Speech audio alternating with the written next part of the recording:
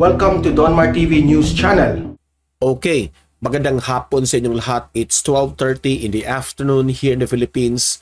At I'm happy to announce guys, yung ating YouTube channel na nahack last 3 days ago, balik na at na-retrieve na yung YouTube channel ko, no?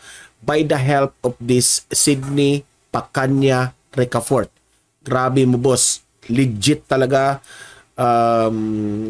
Nung una hindi ako naniniwala sa kanya dahil nag-message siya sa akin at hindi ko siya pinansin at sabi ko pa sa kanya na hindi ako kaagad maniniwala sa iyo na tulungan mo ako kasi at that time wala na akong trust sa mga nagme-message sa akin at di ko alam na ito pa lang si Boss Sydney Pacanya Ricafort.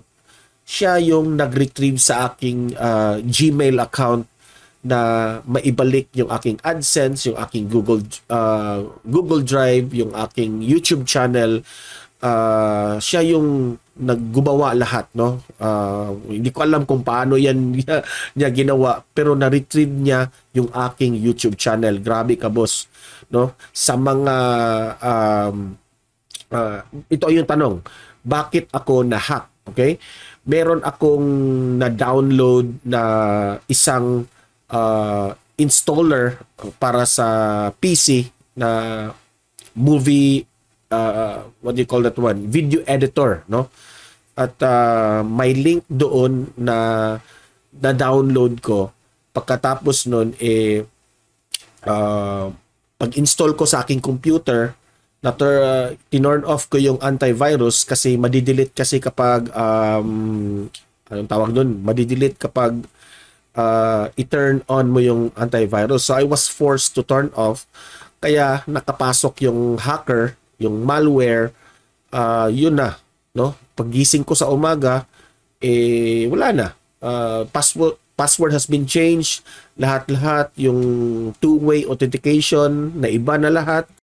At hindi ko na na-recover. So nag-contact ako ng YouTube, medyo mahina yung kanilang reply, which is I understand because marami talagang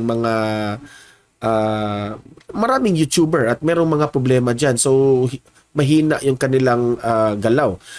So nag-isa ito si Sydney, Boss Sydney Pacanya Ricafort, yung nag-message sa akin na boss, tulungan kita, no?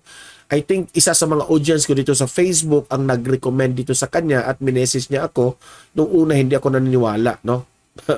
Sorry na boss, ha? Sorry Boss Sydney na hindi ako naniniwala kaagad sa iyo. Ngunit grabe guys, grabe itong si Boss Sydney, tinulungan niya ako, hindi niya ako pinabayaan.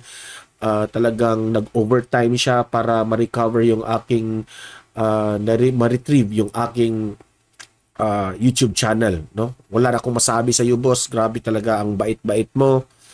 At okay, ayun. Yung lesson learned dito, no? Yung sa taong nag-hack sa akin sa YouTube. Okay? Ito yung masasabi ko sa iyo. Maraming salamat sa iyo na hinak mo ako. Dahil sa pag-hack mo marami akong natutunan na life lesson, no? Ang life lesson na makukuha natin dito wag tayong mawala ng pag-asa kapag meron tayong mga pagsubok sa buhay. Okay? Because at that time, I was very down. I was very sad na mawala na yung YouTube channel ko dahil pinaghirapan ko yun for how many years, no? At hanggang umabot ng 100,000 subscribers. So talagang I was very sad. Hindi ko na alam. I was not in the normal state, no? Sa aking pag-iisip na talagang I was down. Lagi na lang akong nag-iisip na kung paano ito i-recover, ma-recover pa ba ito, ganun, ganyan. So, ang lesson learned dito is magpapasalamat pa rin ako sa nag-hack sa akin dahil you teach me a lot of life lesson sa nangyari kong ito. Okay? Na hindi tayo pabaya, no? Dapat yung ating in all aspects in life dapat hindi tayo pabaya. Yung antivirus hinayaan ko siyang isa yun ha kumpiyansa ako na hindi ako ma-hack. Hinayaan ko, natulog ako without even turning on the antivirus na nakapasok na.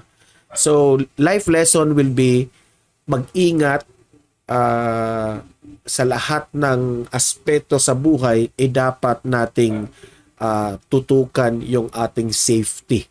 Okay? Safety lahat. Hindi lang sa mga hinaka, kung ta-travel ka, kung meron ka bang mga problema, kung meron ka bang dapat ayusin, dapat 100% focus ka sa iyong life. Okay? At huwag mawala ng pag-asa dahil in every problem, there will always be a solution na kapag mag-pray ka sa Panginoon, kapag hihingi ka ng tulong sa Kanya, merong mga angel na tutulong sa iyo. Ikagaya nitong si Sydney Pacanya Ricafort. Ito yung aking angel na tumulong sa akin na talagang masasabi ko na legit, no?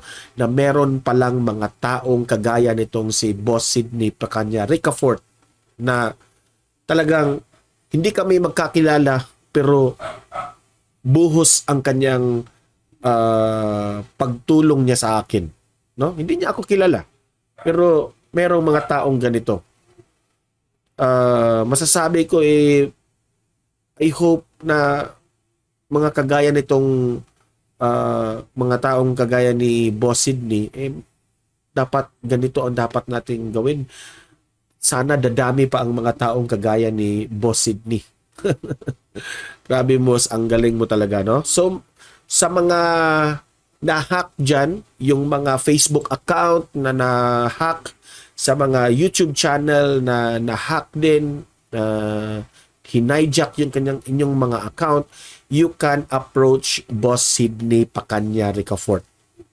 Legit yan. Maibabalik yung inyong account. Okay? Yung sa tingin nyo na hindi na possible, Boss Sydney lang ang tao. I-message nyo lang yan.